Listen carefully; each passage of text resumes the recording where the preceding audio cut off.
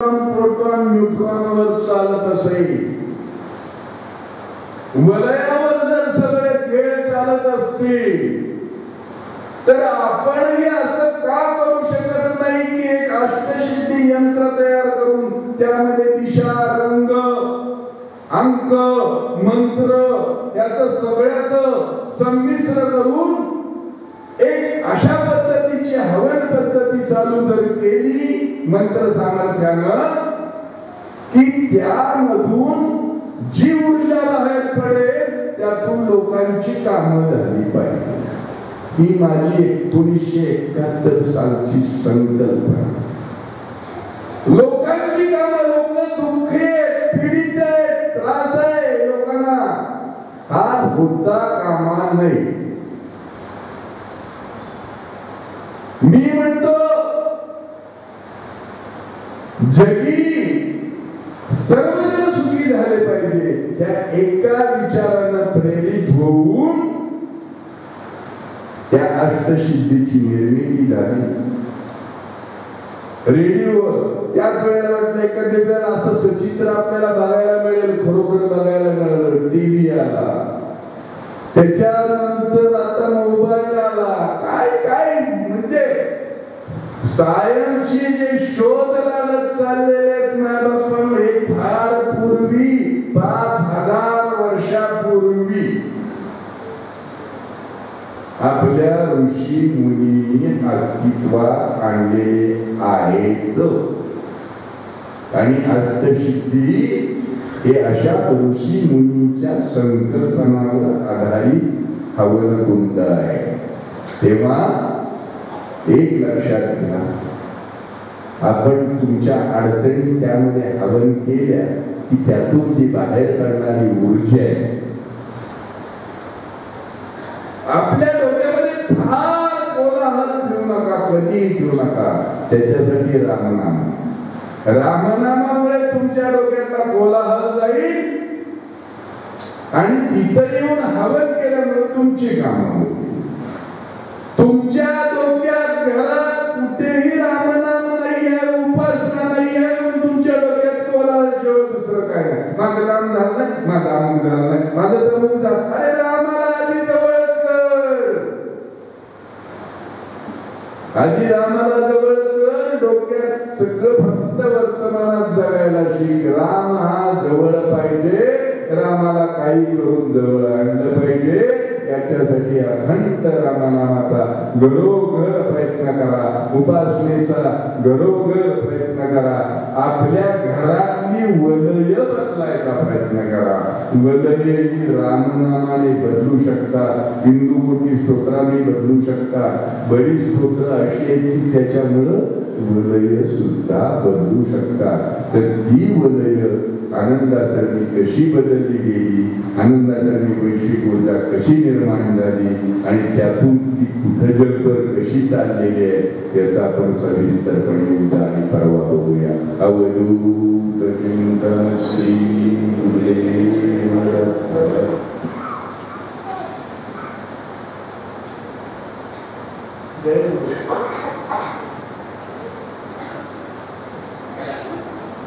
परमपूज्य सद्गुरू सेवक श्री अरविंद काका यांचे गुरुवर्य स्वामी रामदास यांच्या दैनंदिन प्रवचनमालेतील आजच्या दिवसाचे हे प्रवचन.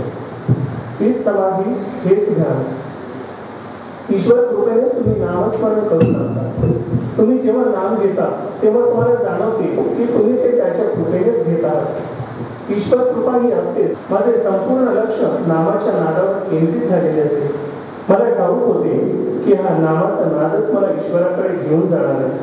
श्रद्धा आणि तळमळ या दोन गोष्टीमुळे माझी नामातली गोडी आणि आनंद वाढतच गेला. नामाचा नाद आणि ईश्वर प्राप्तीच्या तळमळीने मन भरून गेले होते. माझ्या मनात कोणत्याही भौतिक सुखाची इच्छा किंवा आकर्षण उरले नव्हते.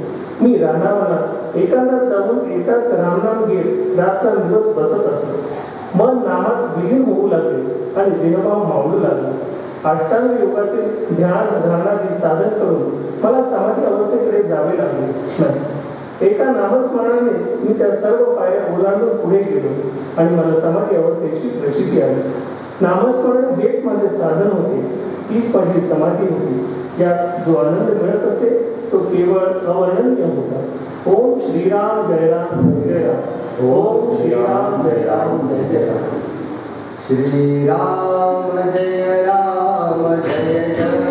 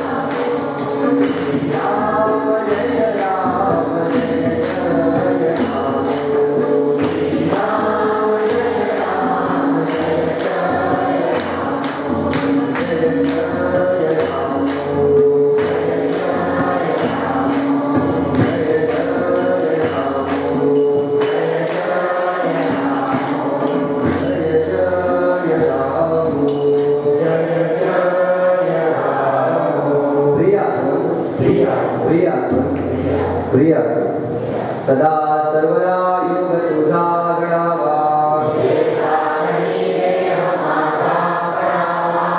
सोनको गुणवंतानंता दासनेला दृढ चालवावे कर्मयोगे वय घालवावे समर्थाची आश्रे होता वक्रमाहे जगाची लीलावन्निती लोककेनी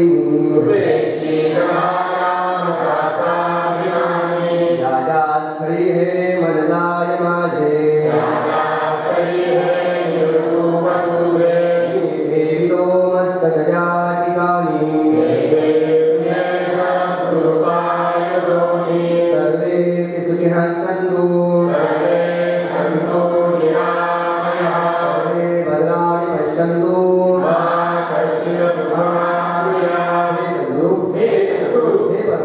हे परमात्मा हे गुरुराया सर्व सुखी हो सर्व निरोगी राहो सर्व शुभ पाहो कोणासही दुःख होऊ नये ओम सहनावतु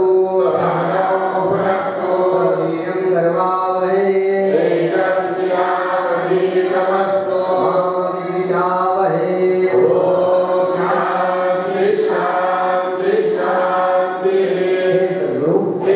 हे परमात्मा आम्ही दोघे गुरु व शिष्य आमचे रक्षण कर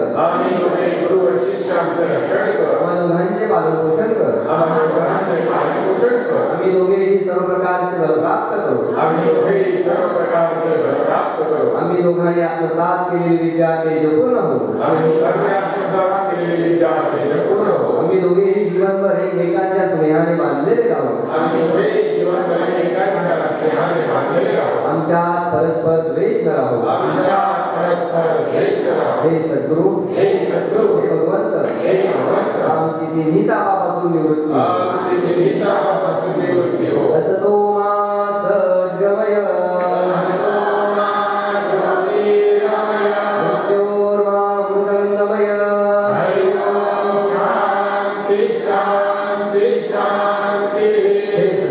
हे सद्गुरु हे परमात्मा हे गुरुराया सर्वांना असत्यापासून सत्याकडे अंधारावरून प्रकाशाकडे मृत्यूवरून अमरत्वाकडे अशांतीवरून मनशांतीकडे घेऊन चल